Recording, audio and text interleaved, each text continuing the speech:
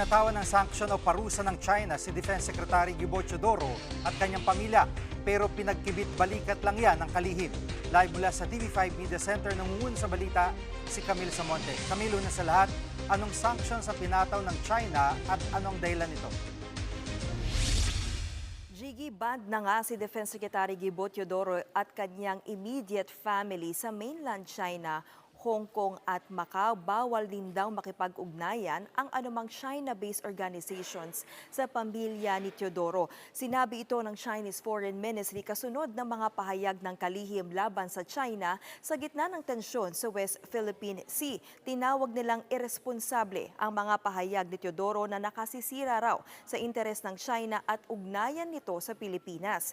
Hindi naman malinaw kung anong mismong pahayag ng kalihim ang tinutukoy ng China. Pero matatandaan na ilang beses nang kinundena ni Teodoro ang panghaharas ng China sa West Philippine Sea. Gigi. At Camille, ano reaksyon dito ni Secretary Teodoro? Gigi, ayon kay Teodoro, karapatan naman ng China na magpataw ng sanctions laban sa kanya. Gawain daw talaga ito ng Beijing sa mga nagsasabi ng katotohanan laban sa kanilang panlilinlang. Mas matindi pa nga raw ang nararanasan ng mga mismong mga taga-China. Hindi raw nito mapipigilan ang kalihim na patuloy na gawin ang kanyang tungkulin para sa bansa. Gigi. At may gagawin bang hakbang ang DFA kaugnay nito? Gigi, ayon tinawag ng DFA na unfriendly act ang ginawang pagsanksyon ng China sa ating Defense Secretary. Bagamat prerogative nila kung sino nga papapasukin sa kanilang bansa, lalo lang daw magiging komplikado ang ugnayan ng Pilipinas at China. Hindi raw ito nakatutulong sa pagbuo ng tiwala at respeto sa pagkakaiba ng dalawang bansa.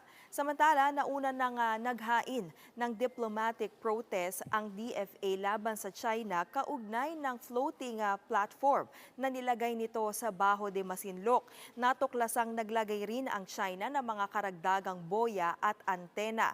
Hinaras ng Chinese Navy ang eroplano ng Philippine Coast Guard nang magsagawa ito ng aerial inspection sa lugar. Pinabulaanan naman ni Philippine Coast Guard spokesperson for the West Philippine Sea, Rear Admiral J. Tariela, ang akusasyon ng China na pinalalaki lang ng Pilipinas ang issue sa Baho de Masinloc. Iginiit ni Tariela na ang tunay na problema ay hindi ang pagbibigay alam ng Coast Guard sa publiko, kundi ang pagtatayo ng China ng mga istruktura sa Exclusive Economic Zone ng Pilipinas na labag sa 2016 Arbitral Award. Yan muna ang latest. Balik sa iyo, Gigi. Yan ang ulat ni Camille Samonte live mula sa TV5 Media Center.